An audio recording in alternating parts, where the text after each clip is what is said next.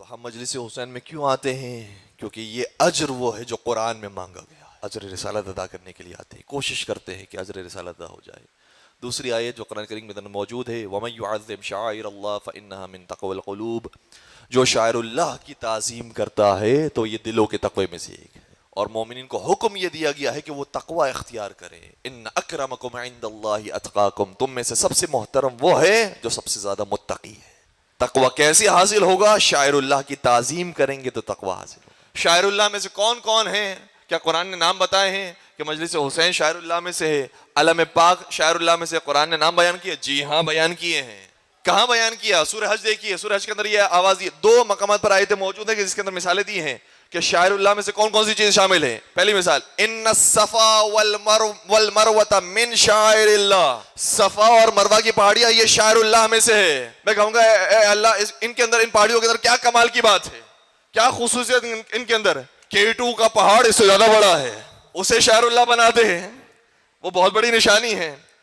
Mount Everest کا پہاڑ یہ بہت بڑا پہاڑ ہے، اسے اللہ کی اپنی نشانی بنا دے۔ کیوں اسے نشانی نہیں بنایا؟ کہ اس لیے کیونکہ صفا اور مروہ کی شان یہ ہے، یہاں پر ایک ماں اپنے بیٹے اور حجت خدا کے لیے دوڑی ہے، اور کیوں دوڑی ہے؟ تاکہ اس کی پیاس بجھا دے۔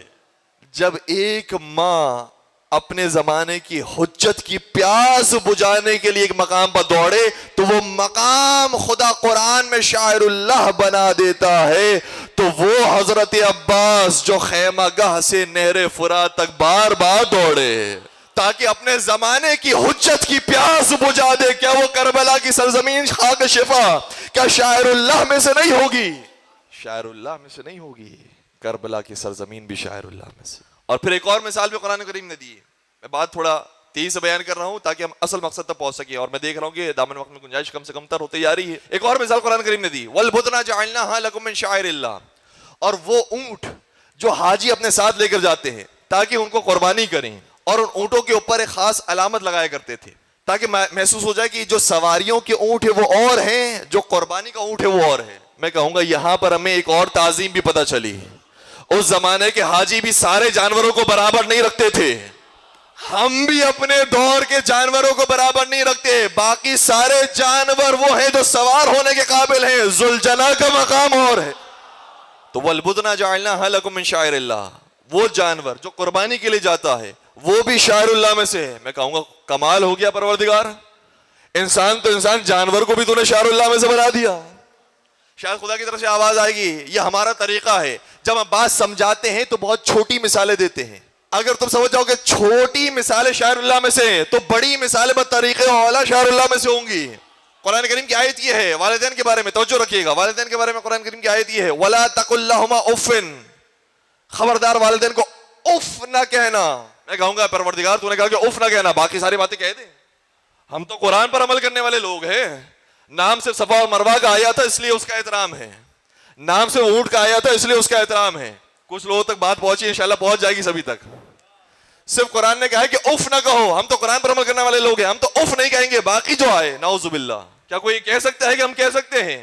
نہیں کہہ سکتا۔ کیوں؟ کیونکہ قرآن کا کمال یہ ہے کہ چھوٹی چھوٹی مثالیں دیتا ہے۔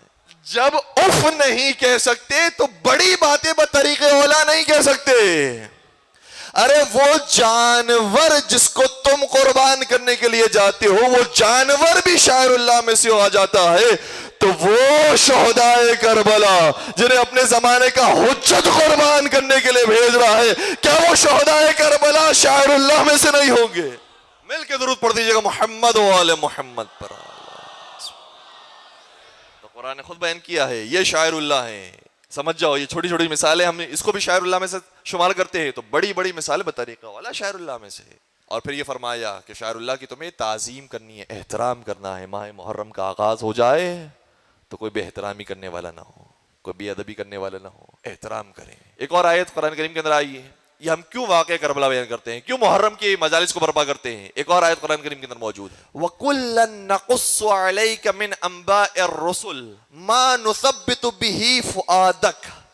اے رسول، ہم آپ کو جو پرانے انبیاء کے واقعات سنا رہے ہیں وہ اس لیے سنا رہے ہیں تاکہ آپ کا حوصلہ بڑھ جائے۔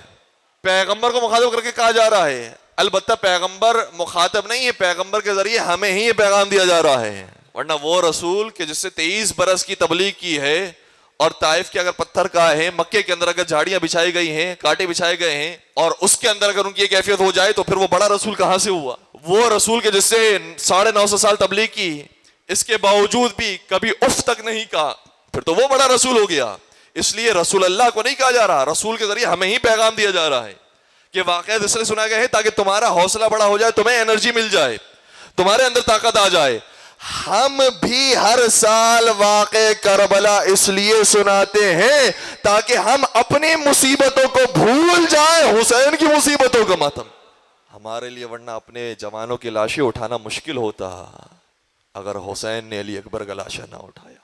ہماری خواتین کے لیے حجاب کرنا شاید سخت ہوتا اگر زینب کبریٰ نے سارے راستے میں چادریں نہ مانگی ہو۔ ہمارے نوجوانوں کے لیے میدان جنگ کی طرف جانا، شجاعت کا مظاہرہ کرنا سخت ہوتا اگر حضرت علی اکبر کی شجاعت ہمارے سامنے نہ ہوتی۔ اور ہمارے بڑوں کے لیے وفاداری کے ساتھ، استقامت کے ساتھ عمل کرنا اور ڈٹے رہنا عزاداری کے ساتھ یہ مشکل ہوتا اگر شہنشاہ وفا حضرت عباس کا ذکر نہ ہوتا۔ یہ ذکر ہمیں طاقت دیتا ہے، یہ ذکر ہمیں قوت دیتا ہے۔ تو اس لیے ہم واقع کربلا کو بیان کرتے ہیں، اس لیے عزاداری برپا کرتے ہیں، محرم کی مجالس کو برپا کرتے ہیں تاکہ ہمیں طاقت محسوس ہو۔ اور چوتھی اور آخری بات، لَقَدْ كَانَ فِي قَصَصِهِمْ عِبْرَةٌ لِأُولِي الْأَلْبَابِ، اور یہ واقعات اس لیے بھی بیان کیے جاتے ہیں تاکہ انسان کو عبرت حاصل ہو۔ دیکھو کتنے تھے جو حسین کے ساتھ چلے تھے لیکن کربلا نہیں پہنچے، اور کتنے تھے جو دشمن حسین بن کر چلے تھے، روز عاشور محب حسین بن گئے۔ یہ عبرت کی باتیں ہمیں کربلا سے ملتی ہیں، تو اس لیے ہم کربلا کو یاد کرتے ہیں، اس لیے ہم کربلا کو مناتے ہیں تاکہ ہمیں عبرت حاصل ہو، ہمیں طاقت حاصل ہو، اور پھر مصائب امام حسین پر رونا کتنے اجر و ثواب کا باعث ہے۔